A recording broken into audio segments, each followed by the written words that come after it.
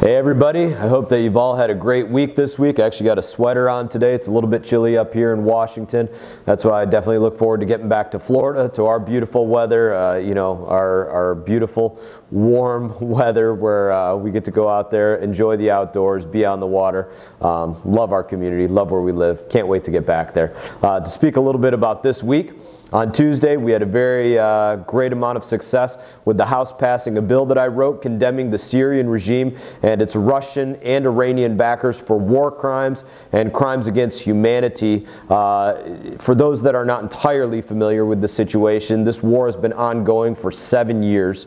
The world has watched the murderous dictator Bashar al-Assad inflict an untold level of violence and suffering on his own people. Literally 500,000 people, more than that really, a little bit over 500,000 people have been killed. Over 13 million people, largely women and children, continue to remain in desperate need, being refugees in different places, needing help, needing assistance. When you think about that number of 500,000 people being killed over that time, we're talking about, over 70,000 a year. You think of that march each and every day, over 200 people a day, if you wanted to make that an average of what this regime has been out there systematically killing. When you think about the way that they've been killing people, they've been, burning people with barrel bombs. They've been bombing their homes, having people buried under rubble. You think about a government fighter putting a 7.62 millimeter round, Kalashnikov round in a youth, in a child.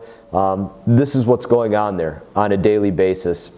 Assad's accomplices in this war, Iran and Russia, to name two specifically, have been directly coordinating their militias, including Hezbollah, to expand their control and their influence in that region, right up to the border with Israel, our greatest ally in the entire region.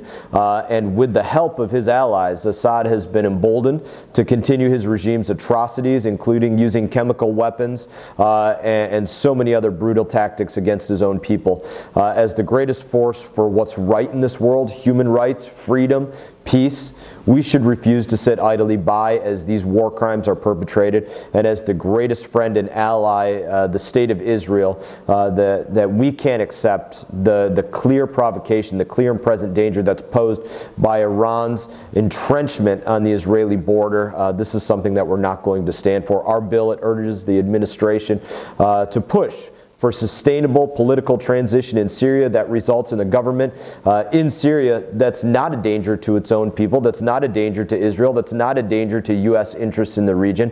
And that's one of the big things that I've been working on for some time, and that I was proud to see passed this week. Now, next week will be our last week in session before the start of the new Congress in January. So I'll have more to share with you at that end of the week, next week, as we work to keep the government funded, strengthen our border security, continue to reduce the tax burden, and so much more. And then just to give one other point of one thing that's constantly ongoing that we're working on here each and every day, that oftentimes, we know everybody in our community cares about this, but they don't necessarily get to see the day-to-day work. And it's what's going on with our waterways, and trying to work right now as we speak to say, how in December of 2018 do we work to prevent discharges to our lagoon, to our estuary, to our coast in June, July, August, September of 2019? How do we work to lower those levels of Lake Okeechobee at this point to other directions, to entities that want the water, like the west coast of Florida right now receiving the maximum flows, 1,000 CFS of water, which is great for the ecology of the Caloosahatchee. They're loving that water that they're getting because it's good for them right now, whereas it's terrible for them when they get a deluge of water in the summertime, just like we get that deluge of water in the summertime. So we're working on those things behind the scene constantly. What's going on with the reservoir south of Lake Okeechobee, pushing the U.S. Army Corps of Engineers to get their studies done, get that engineering and planning and everything taken care of so that we can get that over to the Office of Management and Budget, get that new start issued, get those appropriations taken care of through the House of Representatives, the Senate, and on to the President so that those projects can be moving forward. All those other projects like the Kissimmee River restoration, the raising of the Tamiami Trail, moving water from stormwater treatment areas and other places, into the Florida Everglades. These are ongoing things that myself and my office are working on every single day. And then one of the biggest things that we're preparing for every single day is what's going on with the Lake Okeechobee regulation schedule and that demand that the U.S. Army Corps of Engineers redo the Lake Okeechobee regulation schedule, which I put into law again earlier this year. So that's one of the big things that we're ongoing preparing for every single day. In that, just want to know that it's, as always, as I say, it's an honor to represent you here in Congress.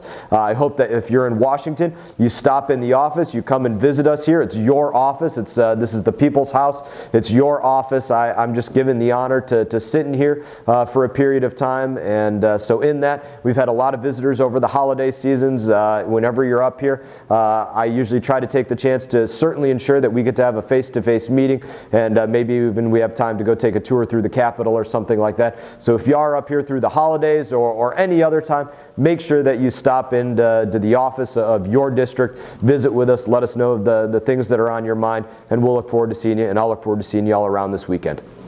All the best.